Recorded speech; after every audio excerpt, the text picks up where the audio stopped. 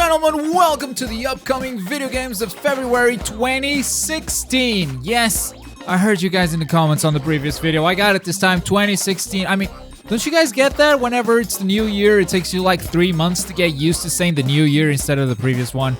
Anyway, it is February 2016, and oh my god, there's so many games here. And some of them actually really promising. February could be one heck of a month. But let's start from the beginning. February 2nd brings us American Truck Simulator from the developer of Euro Truck Simulator 2, SCS Software.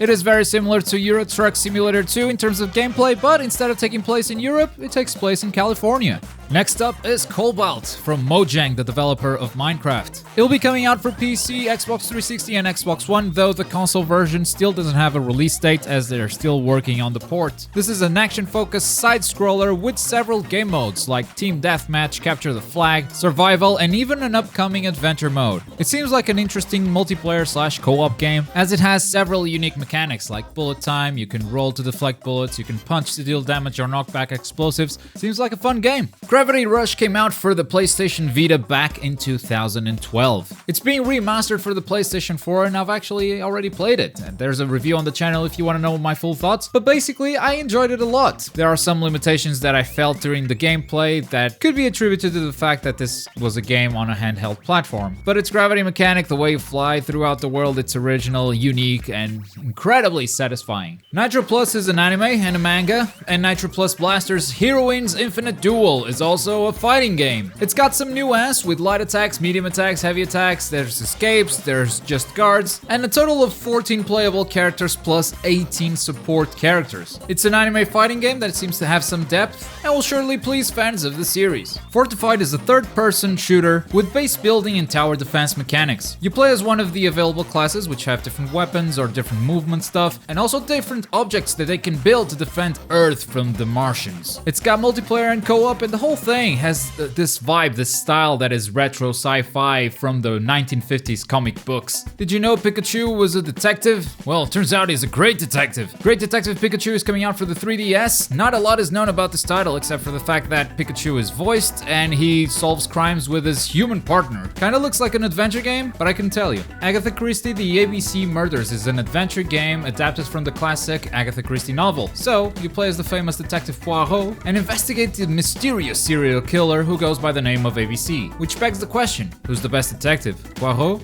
or Pikachu? Naruto Shippuden Ultimate Ninja Storm 4 is finally coming out. I'm a big fan of these games despite people usually just saying they're button mashing games and just dismissing it like that. Sure, they are a bit button mashy, but there's a level of strategy, of depth to these games that people need to see beyond the button mashing to realize that stuff. Storm 4 is introducing some must needed changes and also some other changes that weren't needed at all, but they seem to be cool, like the new leader change system allowing you to switch between characters on the fly, even chaining combos together in between them. They're nerfing the counter attack, which was a much needed change, and a story mode just looks much more epic than ever before. These boss battles seem very creative and oh man, this is one of my most expected games of this year, I guarantee you that. XCOM 2 is a sequel to Enemy Unknown in which the humans have lost the war against the aliens. You are now in the planet's minority and must fight back to regain humanity's place on Earth. XCOM 2 is a turn-based strategy game much like the first one, but it features new enemies, a modified research and engineering-based development thing. It's got some neat improvements. At the end of the day, it is pretty much the same game as the first one, but with enough improvements to justify a brand new game.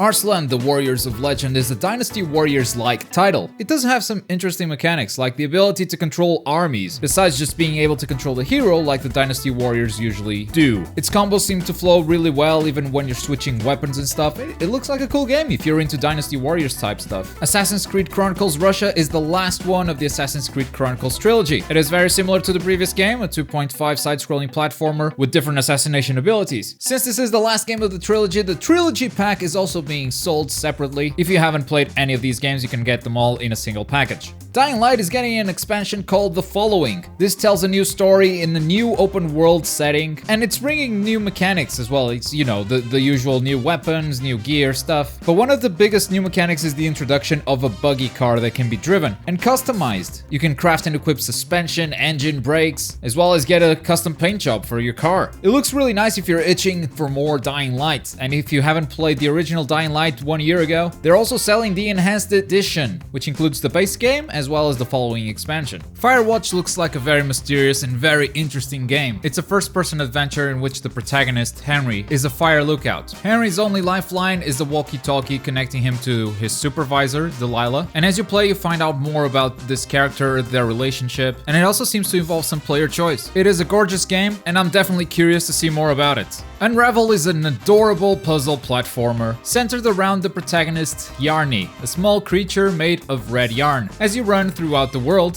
the yarn that makes you will unravel, and that's essentially your health bar. You'll also need to use your yarn to make your way through this world, removing obstacles or getting around them. It's got a great art style, and from what I played at Gamescom, it is more than just a cute side-scrolling platformer. It actually challenges you to think creatively and figure out how you can move on using the abilities that you have. If you're into staring at doors and figuring out some logic puzzles, then Doors is probably the right game for you. One door leads to bacon, one door leads to death. To figure out which is which, you gotta read what they say and logically arrive at a conclusion. Layers of Fear is our horror game for the month. It's a first-person horror game like many we've seen before, but it has an amazing atmosphere. Voice acting also seems phenomenal. It's mysterious, it's very psychological. It's like we're looking through the eyes of this artist that sees things kinda differently from the rest of the people, and the story seems based around that. This could potentially be a really good horror game. Keep an eye out for it. Part 2 of the White March expansion for Pillars of Eternity is coming out on February 16. He'll be adding a new companion along with a new story mode and also increasing the level cap.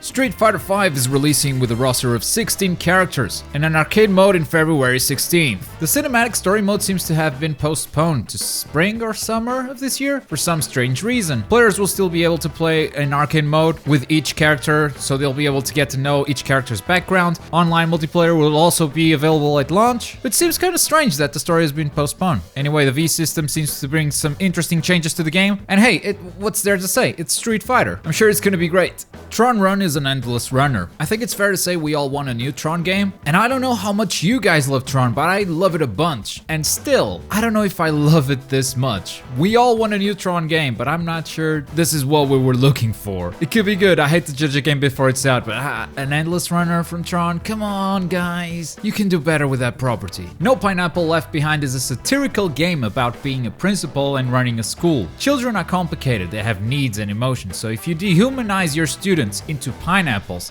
things become a lot simpler and a lot more profitable. In this game you get to manage a school, and the game itself has a very critical message about the shortcomings of modern education. Danganronpa Trigger Happy Havoc is the PlayStation Vita game that came out in 2014. It's coming to PC on February the 18th. Fire Emblem Fates is the 14th main game in the Fire Emblem series, and the second one to be developed for the Nintendo 3DS after Fire Emblem Awakening. I've never played any Fire Emblem games, so I'm not even gonna pretend to understand about this, but I know it's a series that has a lot of love, so I thought I'd give it a shout. Far Cry Primal shares a lot of gameplay elements that the previous games had, but it takes place in 10,000 BC, in the prehistorical era, which means no guns, no vehicles, nothing of the sort. Instead, the player can tame animals, which can assist you in battle, in scouting out locations, amongst some other things. I'm into this. I love the Far Cry games, and I want to see a Far Cry that takes place in the Stone Age. I want to see what they do without any weapons in a Far Cry game. And the early previews seem to be alright, so I'll definitely be playing this at launch. Plants vs. Zombies Garden Warfare 2 looks so similar to the first Garden Warfare that I don't even know why they're calling it a new game. Garden Warfare 2 has new classes, new game modes, some new abilities, but it is very much like the first game. It almost looks like DLC. From the moment this game was announced, I haven't seen anything groundbreaking, to be honest. But if you enjoyed the first Garden Warfare, I guess more of it wouldn't hurt, right?